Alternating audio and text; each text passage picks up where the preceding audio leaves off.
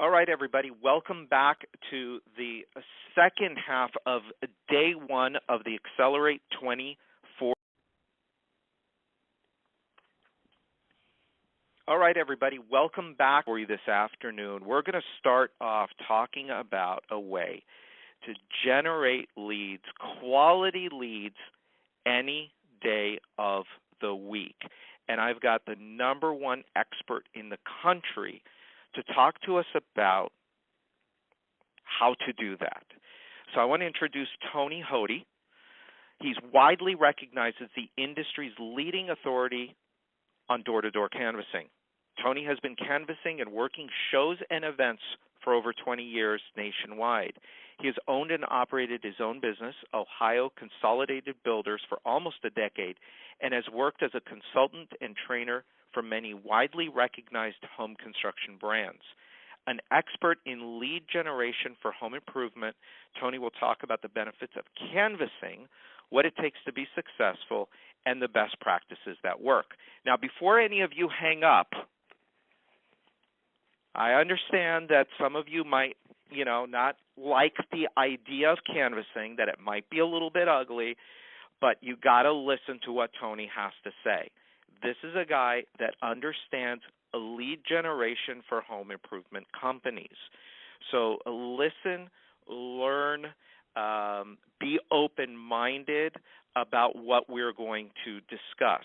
So with that, and by the way, hang on till the end, because Tony is going to have something for you at the end that solves the number one problem with canvassing. So, Tony, I want to welcome you to the Accelerate event. Thank you for being with us. Thank you for having me, Brian. So, Tony, let's get right into it. Let's deal with the elephant in the room first. So a lot of people, they don't like canvassing. They think it's kind of ugly. They have a hard time with, how do you manage the crews and how do you do all of that? What do you say to that? Well, there's an element of truth to that, but, everything in life that is, worthwhile is worth doing. And, particularly that pertains to canvassing. And I expand on that by saying, anything in life, there's two words that both have 8 letters, begin with STR. The first one is struggle, and the second one is strength. And by developing a canvassing program for your business, you'll actually strengthen your entire organization. It helps you manage your people better, develop better systems. And what my clients have found is that they're showing higher conversion rates on their other leads sources as a result of getting involved in a canvassing operation. Because it is a more difficult lead, so to speak, in some senses, they have developed systems around that, and they're showing higher conversion rates in lead issue rates, demo rates, as well as closing rates. So a big upside, to the canvassing. Yeah, that's really interesting. I wouldn't have thought that, but that's really interesting, and it makes a lot of sense, actually. So obviously one of the great benefits of canvassing is you really can go turn this on any day. It's a proactive measure to go out and generate leads today. Absolutely. And that's one of the things that I really love about it, why I'm so passionate about it, is, all you have to do is grab a clipboard, some flyers, and a pen, and you can go out, generate some leads around your job site, within the hour. And you can set those appointments immediately. You can set same-day sets. You can set appointments for tomorrow. So if you've got holes in your schedule, you can fill them right away. Wow. So let's talk about, now obviously this is not something you just want to go and do tomorrow. You don't want to just do, like Tony said, go grab a clipboard and go start knocking on doors. There's some things you got to know about how to make this work, and that's what we're going to talk about today. So first off, what's probably the biggest challenge that you see with canvassing? Well, and how do you overcome it? Well, yeah, without a doubt, leadership and finding the right person to manage the canvassing program has been the biggest challenge that companies have been faced with in our industry. Without that special person to run the program, the results seem to be unsustainable. So, real important to get that key person in place so that they can take ownership of that department. A lot of business owners are extremely busy managing their businesses in the day-to-day, and even though they may understand canvassing, they may even come from a canvassing background, they cannot get out there and lead the team on a daily basis, and as a result, it ultimately fizzles out. So, getting that person in place is the number one challenge. How do we solve it? I mean, we got to find the right leader. We got to go out there and, we can look internally first if we have someone in our organization that has the skill set, that has the experience, that's done it before. Some other places we can look are places like Craigslist. There's a lot of canvassing managers out there right now posting ads on Craigslist, surfing for candidates themselves to work in their canvassing program. So they're out there looking online themselves. A great place to find them is through Craigslist. We found many of them there in the past. So, we conduct outbound resume searches. A lot of my clients will get online, use great resources, a free resource, Indeed.com, and they'll do a resume search looking for keywords like canvas or door-to-door, and they're finding tons and tons of resumes out there. People who have gone door-to-door for political campaigns. They may have gone door-to-door in the lawn care industry. They may have worked in the storm restoration business, but, cable television industry. There's a lot of people going door-to-door out there today, and we can pull them into our industry when they have that experience, and the learning curve just is cut down dramatically. And so, looking for those people online and getting in touch with them, and, of course, trade shows and events. There's a lot of industry talent at these trade shows and events. Shake hands, never have lunch alone. Meet some of the people in the industry that are at these events and see if you might find someone who has that kind of a background. And lastly, you can call me. We placed dozens and dozens of canvassing managers last year, and they've had a lot of success around the country. So, be happy to help you with that challenge in getting the right person. Yeah. So you start with finding the right person, and you put that person into place. How do you get over? This is a very different way to generate leads. How do you get over that? Well, there is a bit of a culture shock associated with taking on any new lead source. It's interesting when you travel around the country and you work with different home remodelers. They've all developed a culture around the type of leads that they're familiar with. Some are excellent at direct mail and they've really got it figured out. And others just can't figure out how in the world to make direct mail work, how to make it budget. And the same is true with canvassing. It's a new dietary supplement that you're going to, kind of inject into your marketing mix. And, it really requires being open to change and embracing change. There's an old saying, culture eats strategy for breakfast. And that couldn't be more true with respect to canvassing. There's been plenty of companies that, because they just weren't open-minded to the change, they wanted this particular canvassing source to mirror many of the other sources, it didn't work for their company. However, when the companies are open-minded to adopting this new widget, as far as a lead source is concerned, and getting to understand the nuances associated with it, they're able to make it work and really hum. The big thing here. I'm sorry, Tony. Go ahead.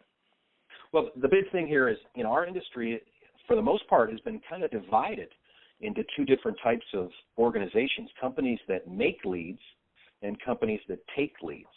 The companies that make leads, they manufacture them through cold calls and canvassing and very aggressive event strategies with sweepstakes and things along those lines. And then the other companies that take leads, they put their ads out there in print and TV and radio, and they take the calls as they come in. These are very different forms of lead generation.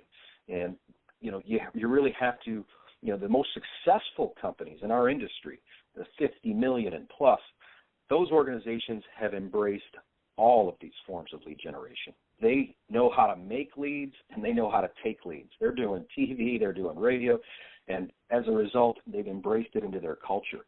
And it also has a different metric, different conversion rates, and knowing those numbers and the proper expectations so that you can be successful with this lead source. Yeah.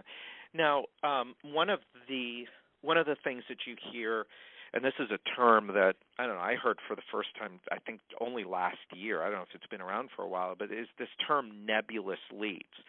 Right. A canvas lead is a nebulous lead to most people. So can you explain, first of all, for those that don't know, why don't you just tell them real quick what a nebulous lead is, and then let's talk about how you kind of get over that, get through that. Yeah, because the salespeople complain about them. Well, that's the thing. It's an understanding that you need to have, and nebulous, by definition, is indefinite, a little less definite, a little less defined in the criteria that we have for the lead.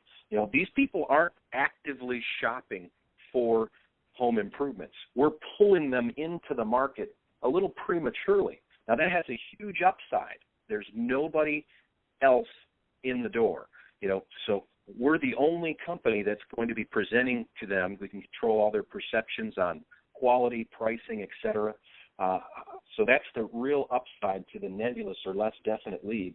But you have to keep in mind, when you knock on someone's door, they didn't call you. You called on them. And so they're not actively shopping for these home improvements. And so you have to handle these appointments with a little bit more finesse than you might handle someone who's definitely in the market right now. And there's a process for that, and there's a system for that, right? Absolutely, yeah. We do a lot of training and coaching and helping salespeople have a better understanding of these type of nebulous leads and how to approach them at the front door when you arrive, just disarming the customer. There's an old saying we use, before you can charm them, you must first disarm them. And really get them to relax and feel comfortable that, you're there to serve, not to sell. And, get them to relax and feel comfortable so we can get into our presentation and show them how we can solve some problems for them. Yeah.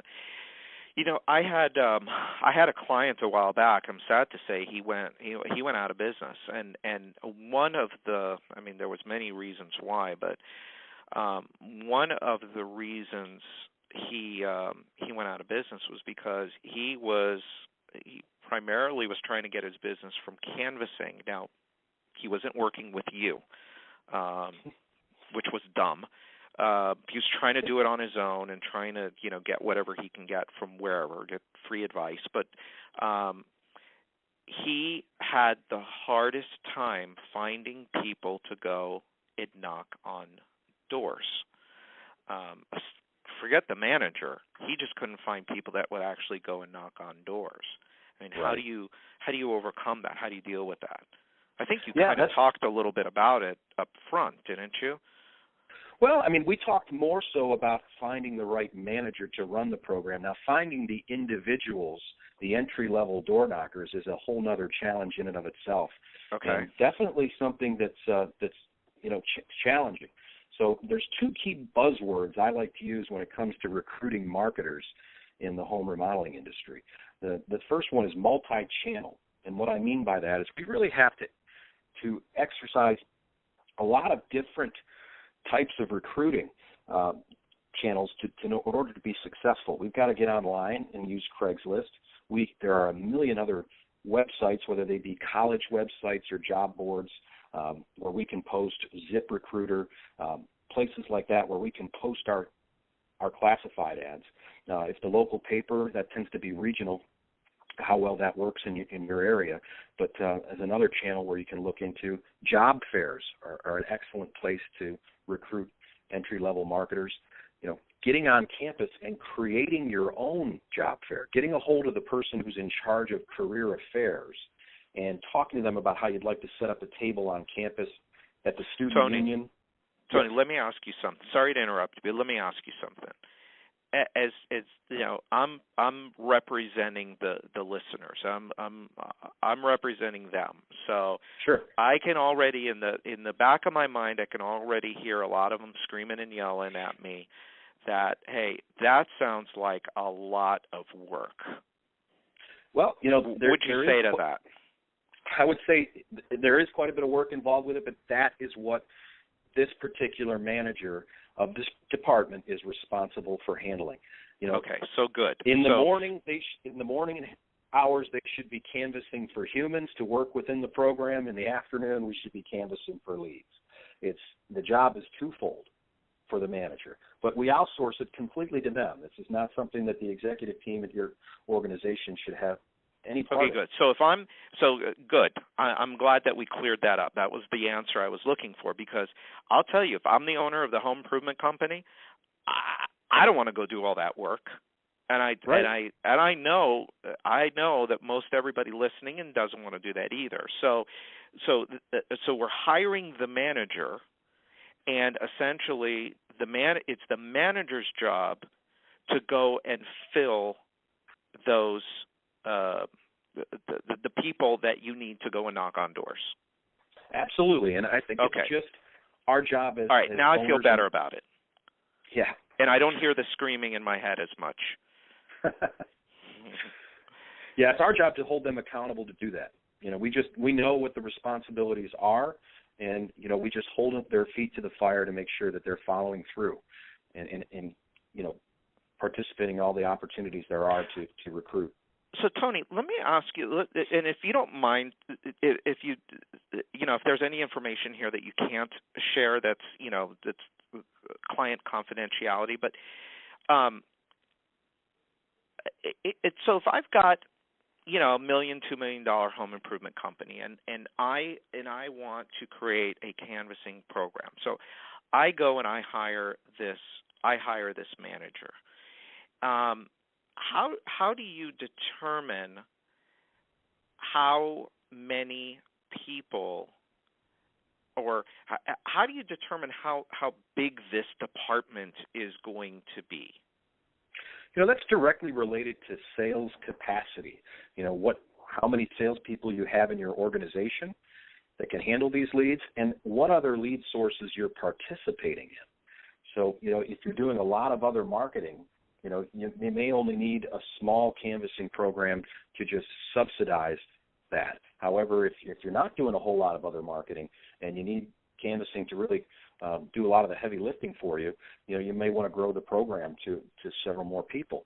But most companies have found with one vehicle of 4 individuals going out on a daily basis, they're able to generate over $1 million in sales from canvassing. Wow. Okay, so that's what I was looking for. So one vehicle, 4 people. Does that include the manager? Correct. Yeah. So it's the manager and 3 people. That's correct. Yeah. Wow. And that can generate $80,000 plus a month in business. Absolutely. We have people that all over the country doing over $100,000 a month net business with just one crew of 4 individuals going out on a daily basis. And now, I would have thought that you needed a whole lot more people than that.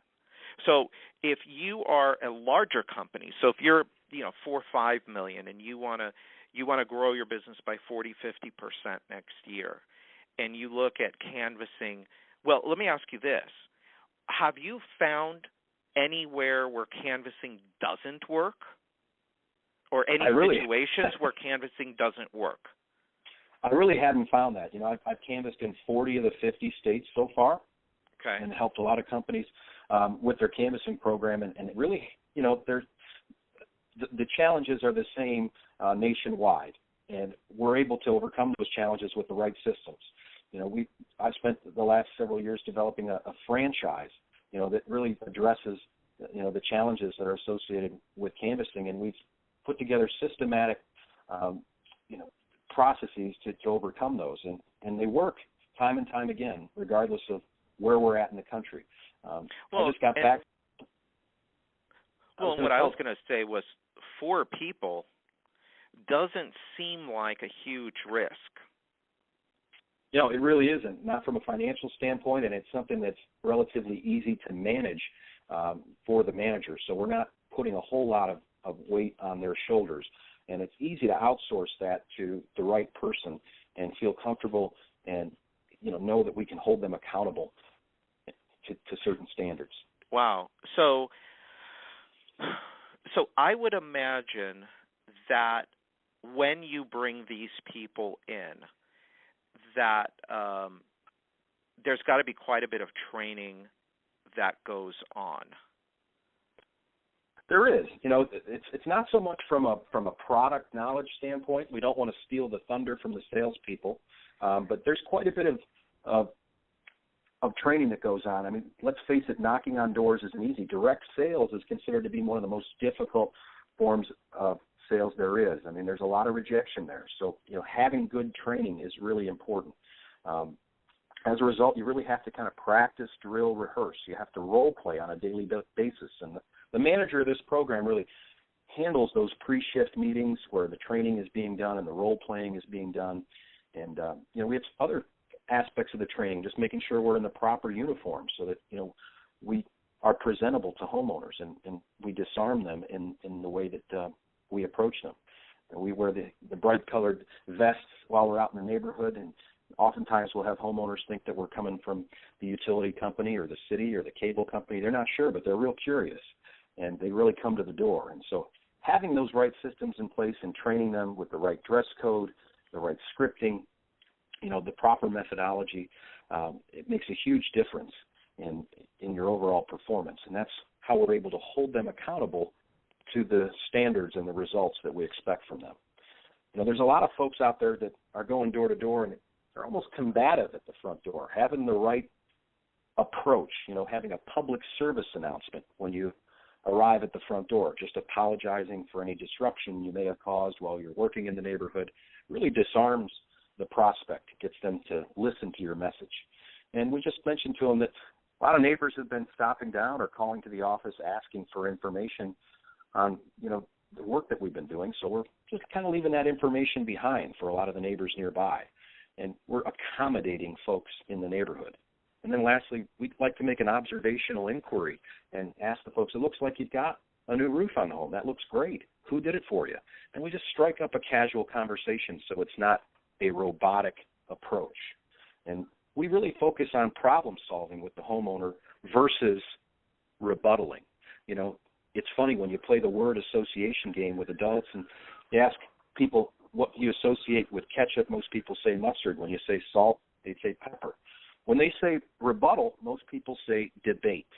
And that's really not what we're trying to do at the front door. We're not trying to have a debate. We're actually trying to problem solve and seek to understand so we can, really gain some common ground with the homeowner. And that training really makes all the difference in the numbers that we produce out in the field. So with these 4 people, I'm just kind of stuck on the whole 4 people thing. I guess, it almost sounds like they go out in these as teams, or is it kind of like a 4-man team? So you can have 1 team, 2 teams, 4 teams, whatever? Correct, yeah. I work with how it works? Yeah, I work with a lot of companies that have, just 1 team, but there's many companies that have multiple teams going out. And, that really instills a lot of competition among the ranks, which is fantastic because that kind of competition really fuels the performance of these individuals and at no additional cost. So that can be outstanding when you've got multiple crews competing against one another. One company I work with in central Pennsylvania has got them color coordinated, and they've really kind of pinned them against each other, and it's really contributed to some great results there. Now, these 4. So sticking kind of with the team. Let's just say that we've got this 1 team of 4 people. Do they come into the office every day? They really do. Yeah. I would imagine they come in the afternoon at some point. Yeah, it's important to have a daily pre-shift meeting and have that kind of structure. And again, that falls back on the manager to host conduct these meetings on a regular basis. And they come in on a daily basis. It is typically in the afternoon. We do fluctuate the hours for canvassing based on seasonality. So, we try to appeal to the highest contact rate and canvass in the evening when the daylight will allow us to do that. But oftentimes in the winter, we find many of the canvassing crews kind of turning their hours down and focusing, more of their time during the early afternoon and early evening. And we pick up a lot of Saturdays and Sundays in the wintertime to take advantage of that additional daylight that we can pick up on the weekends, and tend to get real good results. So you don't canvas when it's dark? I don't recommend it. There really isn't much of a need to do it. It can cause a number of issues, just brand integrity issues with your organization. In the northern climates, you always have to worry about people slipping and falling on ice when it's dark outside, and can create a little bit of a liability for you. So we really like to get out there early and focus on the retirees, the stay-at-home moms, the shift workers, and we're still able to get great results. And how do you suggest paying your manager and the canvassers? Well, there's 3 ways that we pay the manager. Number 1 is with a base salary, and that depends on your market area. It fluctuates a little bit around the country. It typically in the $600 per week range is what we're finding nationally. And then the second way we pay a manager is based on their own personal performance. We still do require them to get out there on a daily basis, roll up their sleeves, and lead by example. So while they're out there leading by example, we reward them for their own personal production. And then the last way that we pay our managers is we give them an override on the entire canvassing program. And that's typically 1% to 2%. And they are not eligible to collect that override unless they've hit their minimum monthly goal. So we give them a target, and if that happens to be $80,000 in a month in sales or net volume, then they would have to hit that number before they became eligible to collect their override. And what that does is just make certain that before they're getting rewarded, that we're covering all of our costs in the program. Now, the individual canvassers are paid a little bit differently. They're typically paid in the $10 an hour range, and they're also rewarded for demonstrations. The simplest plan that I could recommend is what we call our either-or plan. They get $10 an hour or $100 a demonstration, whichever is greater. So if they happen to get 4 or 5 demonstrations in a week, they would earn $400 or $500, and that would supersede the $10 an hour. So that either-or plan really ensures that in order for someone to get into the bonus, they're providing at least 3 demonstrations or 4 demonstrations in a week, and that really ensures production. Nice.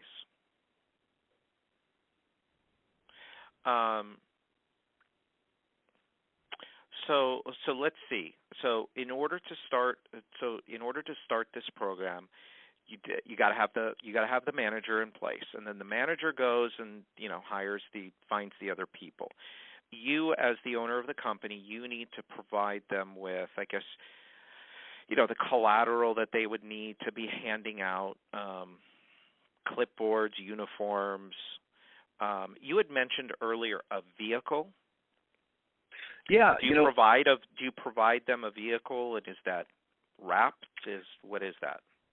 I strongly recommend that companies make the investment in the program. You get out of it what you put into it. Having a company-wrapped vehicle and all these other resources that we spoke of with respect to collateral materials, et cetera, really gives the program the full-body experience that it needs to have the franchise approach to canvassing. That's what's going to get you the results. You're going to make an investment in the vehicle, but you're also going to have a rolling billboard going through the neighborhood that you are targeting. And not only does that give you additional exposure within the neighborhoods that you're canvassing in, but it also eliminates the skepticism of the little old lady looking through the blinds to wondering who in the world is getting out of the car in front of her home. So it cuts down on any issues with law enforcement and things along those lines. So a real good idea to make sure that you're using a company vehicle. It reduces, the issues with employee morale having to use their personal vehicles as a company shuttle. So oftentimes companies struggle with canvassing because they treat it like the redheaded stepchild. They just don't allocate the resources that are needed. They don't have a room where they can do their training. They don't have shelving where all their collateral material is housed. They don't have an area for all of their vests and lanyards and so forth. And you really need to allocate the resources in order for the program to be successful. But even with all of these costs involved, you're still keeping it at 12% or less, which is really, very viable in our industry. Yeah, I mean that's not a bad number. How long does it take to get there?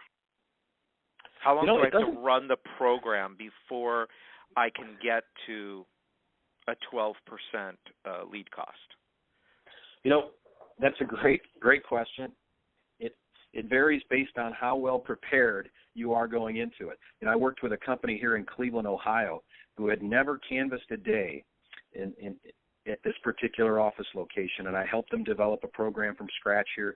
We had the right leader in place. We went out and recruited him, and we built up a team of really solid individuals. In the first month from canvassing, we did $243,000 in net business. Wow. And it was just amazing, and we were well under our 12% cost there. So we're able to do it right out of the gates when you got the right leadership and you take the franchise approach to it. You have the right coaching and you're aware of the pitfalls. You can really get to it right out of the gates. Now, when you mentioned the word franchise a couple times, I mean, you don't actually physically offer a franchise. I don't think. What you mean by that is like you've turned it into McDonald's. You've turned the process into McDonald's. Is that right? That's correct. I mean, the systems really make all the difference. Having the standard operating procedures, everything from the scripting, the uniforms, the benchmarks and standards that we require, the whole 9 yards from A to Z, we've got it all figured out. And, it really helps you avoid paying the dumb tax.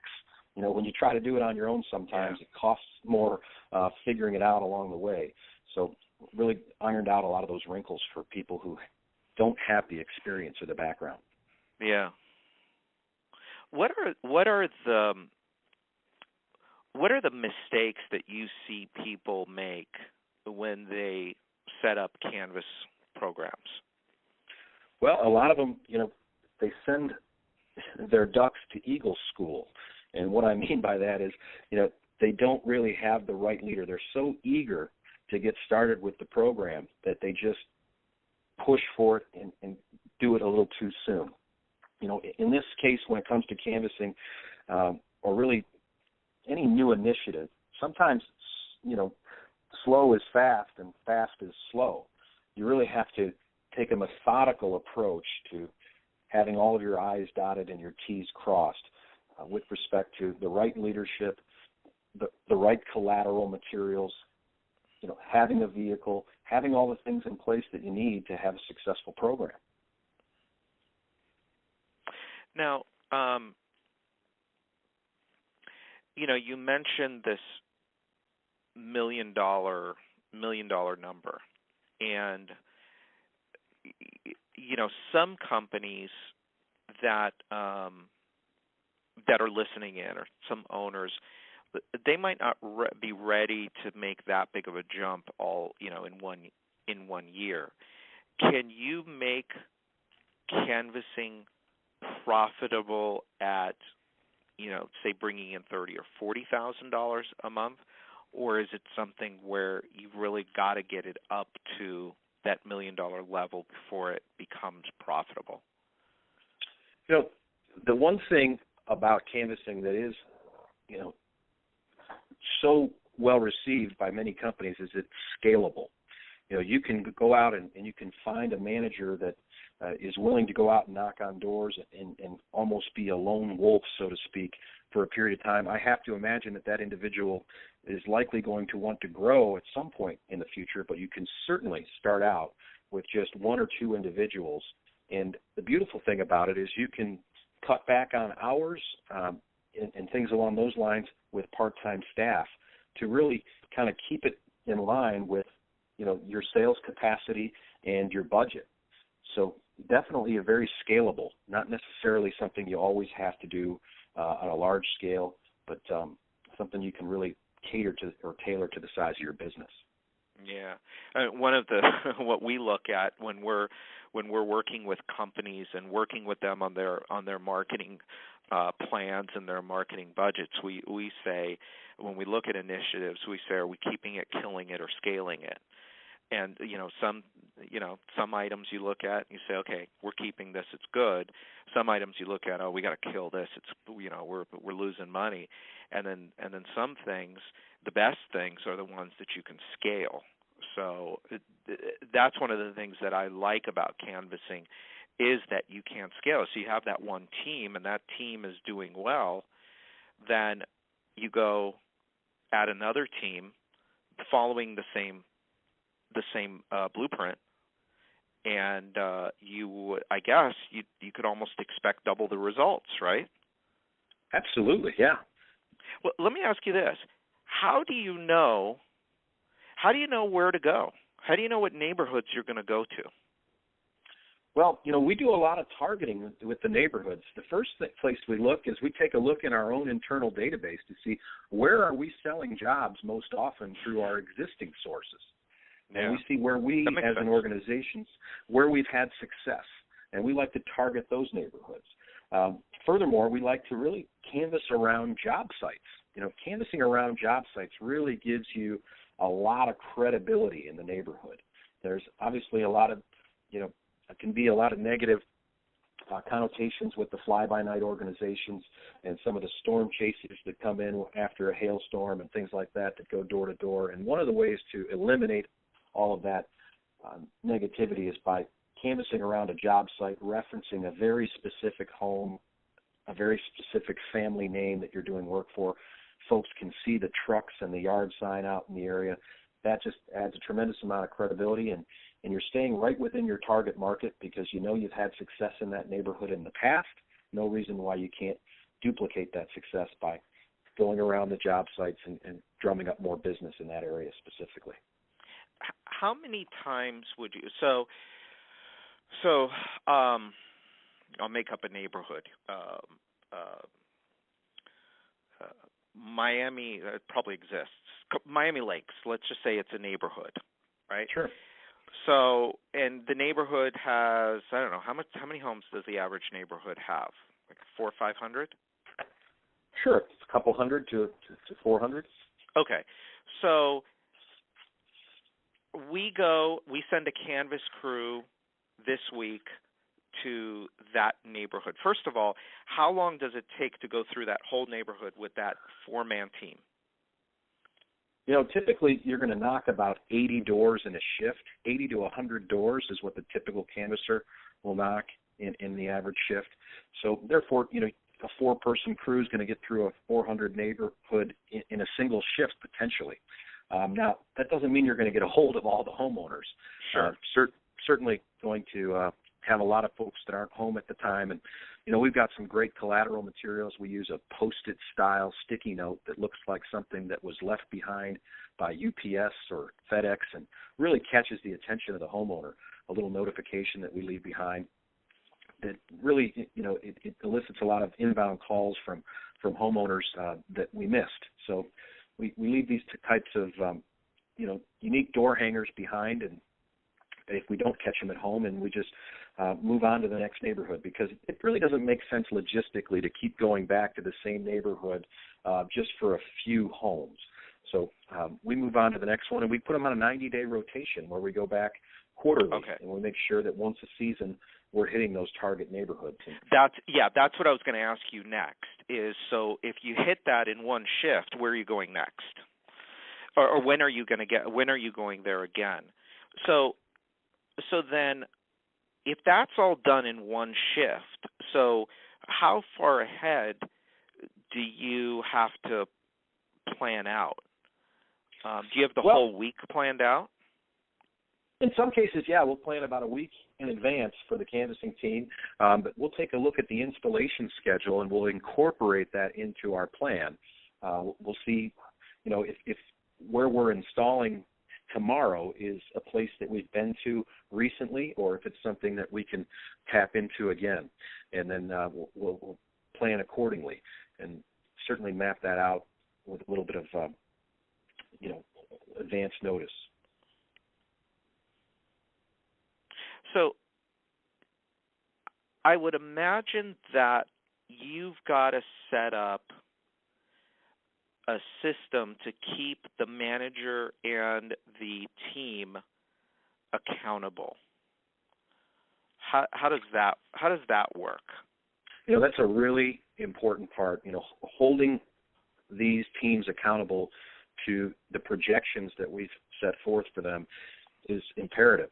So, we have to have weekly plan and review sessions to go over the numbers and the statistics from the program to make sure that this thing doesn't get too far away from us. We project the number of raw leads we're going to, or set appointments that we're going to generate in the field, and then we kind of do the math that based on our conversions, how many of those we actually anticipate are going to get confirmed and issued to a salesperson. And then we're going to do our math again and project how many we expect to demonstrate, and then how many of those demonstrations we expect to sell, and what kind of volume we're going to expect from the canvassing program on a weekly basis. And we revisit that each week, and we say, did we hit our targets? And if not, how come? And what are we going to do about it? And so we really have to know the metric and the conversion rates and what to expect from the canvassing program, hold their feet to the fire, and if we're not hitting the numbers, we've got to put an action plan in place, and it's got to have some consequences. If we didn't hit our numbers because we had some bad weather or something along those lines, we may make some exceptions for that. However, if we didn't hit our numbers just because production was down, then we have to take some measures to make sure that we're increasing the production to a level of respectability. So holding people accountable is really a key part to it, and having a weekly plan and review session to do that really is a key element to the process. And that's done with the owner and the manager, right? That's correct. Yeah, either a marketing manager and the canvassing manager at a big organization. At a smaller company, it's likely the owner and the canvassing manager, and he's holding them accountable to the production that they're promising to deliver. Cool. So, if you don't mind, I want to talk a little bit. We've got a few minutes left here, and I think that since I've got you here, I know, and I don't know if a lot of people know this about you, but I also know that you are a master at shows and events and how to make shows and events work. Can we talk about that here for a few minutes, and what are some of the things that you recommend to make shows and events more successful? Well, there's a couple of things that you can do to really make your shows and events perform at a higher level. Number one, you've got to have some kind of means of engagement. People are motivated by two things. That's hope for gain or fear of loss. And so when they come to a trade show or event, we have to, with all the noise that's going on at these events and all the different activities, we have to be the purple cow. We really have to stand apart from the herd. We have to have some kind of engagement piece, whether it be a sweepstakes that we're asking them to enter into, a drawing, whether it be a giveaway of a private labeled cup of coffee or bottled water, or whether we've got a game or diversion that we're trying to get them involved in, and we're handing them bean bags to participate in the beanbag game that we're playing, or something of that effect. But we have to engage them, because initially the more activity we have, the more people we talk to, ultimately is going to really define the end result. We've got to push more people into the funnel at the front end. After we've engaged them, we've got to uncover a need. We've got to ask them questions about their home and find out what problems they're having, what brought them to the show, and what we can do to help them solve any problems that they're having. Now, the tricky ones are the more unrelated events that have nothing to do with home improvement or trade shows. And in those cases, I strongly recommend really tying into the theme. For example, if you go to a gun and rifle show, happened to work at one in Portland, Oregon last year, and we set up stuffed squirrels onto a gutter protection display, and we were using a cork gun to shoot the squirrels off of the gutter protection. And because we were at a gun and rifle event, we had the most crowded booths in the venue, and we really connected with the folks that on the reason for coming to the show. They came for guns and rifles. That's their passion. So instead of trying to redirect their attention towards why they came and they wonder what in the world are the gutter guys doing at the gun and rifle show, now we're connecting with them on their passion, and the results speak for themselves. I mean, just unbelievable results by tying into the theme. If you're at a classic car show, giving away car washes, or if you're or pulling in a classic car into your booth to really incorporate with it. If you're at a golf show, having a putt to win contest, really tying into those themes makes a huge difference. Wow, that's good advice. More and more I hear about companies that are doing shows and events and going to these odd shows like a gun and rifle show. I mean, who would have thunk to go to a gun and rifle show? Who would think to go to a classic car show and advertise home improvements? So it's an interesting place to go. I think in some ways, and correct me if I'm wrong, but I think in some ways some of the same elements of canvassing would apply to shows and events. If you're doing a lot of shows and events, would you have somebody that is like your canvas manager go and do that? Yeah, they have a very similar behavioral profile. Certainly, that outgoing, extroverted individual that's, inspirational, it's got a bit of dominance to them. Those individuals tend to be really successful. And as I mentioned earlier at the beginning of this interview, we talked about the fact that, canvassing may be difficult, but when you take those individuals that have cut their teeth, so to speak, out knocking on doors, you release them into the show and event environment, they feel like it's shooting fish in a barrel because they've got people coming to them for a change. So certainly can use those part-time, human resources and allocate them in other areas of your business. Would you do that? Would you overlap? So if you've got this canvas team of 4 people and you've got an event coming up this weekend, would you overlap them? Would you use them at your events? I think most companies do, and based on the size of your organization, I think that's a great idea. The one key thing you want to worry about, if you get up to a certain size, and you're really a large organization, you don't want to take money out of your right pocket to put it in your left. So if you've got a successful canvassing program, I would keep those individuals on the street generating leads out in the field, and keep your show and event division separate. But most organizations fall into a more small to medium size where you really can allocate those resources accordingly and maximize your human resources. Yeah, that's good advice. So we're getting close to the end here, and at the beginning I promised everybody that you had a solution for the number one problem that has to do with canvassing. So why don't you go ahead and tell everybody what that is?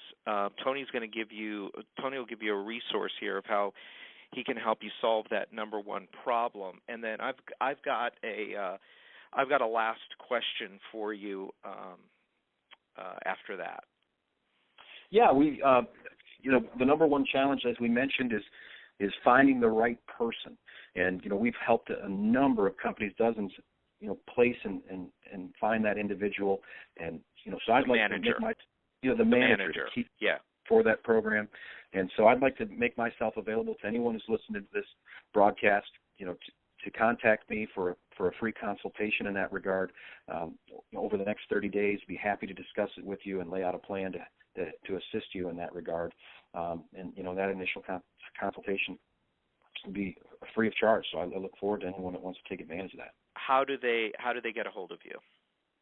You can get a hold of me on TonyHoty.com, and my name is spelled TonyHoty, and all my contact information is there. You can certainly fill out a submission form, or contact the 800 number or my mobile number, and we look forward to hearing from you.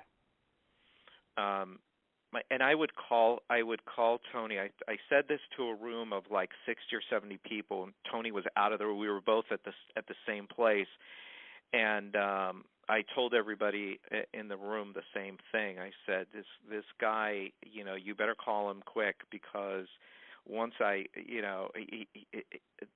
what he charges to do this stuff, and we're not going to talk about that here, but what he charges for his services is so reasonable.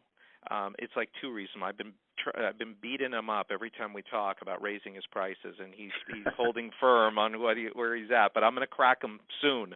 I know I'm going to crack him soon, so I would reach out to him soon. But in all seriousness, this is a very viable option.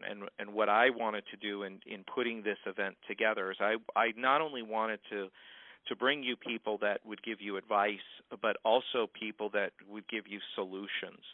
And I've known of Tony for a very long time. I've heard more success stories than I can count. And it seems to me like this, even though canvassing is a little bit, for a lot of people, it seems like something they probably don't want to do. I think that it would definitely be worth having a conversation with Tony and at least talking it through. And then if you are going to do it, you got to have him set it up for you so that, so you're not spending. What was that? What was it about money? You said the dumb tax. Dumb tax, yeah. So you don't pay the dumb tax. It'll be a lot cheaper to work with somebody like Tony, who really knows what they're doing. And look, you can't dismiss the fact that you could put a team of 4 people together and generate $1 million in revenue in a year by putting the canvas crew together. It's definitely something that you've got to at least look at and think about if you're serious about growing your home improvement company. And look, this whole event is all about, it's about more leads, more sales, more profits. It's about having the biggest year you've ever had. And if you are really serious about that, then this is something you definitely want to look at. So, Tony, as we wrap up here, I guess the last thing that I would probably ask you in terms of, making money, making leads, making sales, making profits, which is what this whole event is all about, what one piece of advice would you have for the listeners to that effect? Well, when it comes to lead generation in the home remodeling industry, I think it's really important to have a healthy mix, a healthy balance. Just like a human being is healthiest with a well-balanced diet, so is a home improvement company healthier with a well-rounded marketing mix.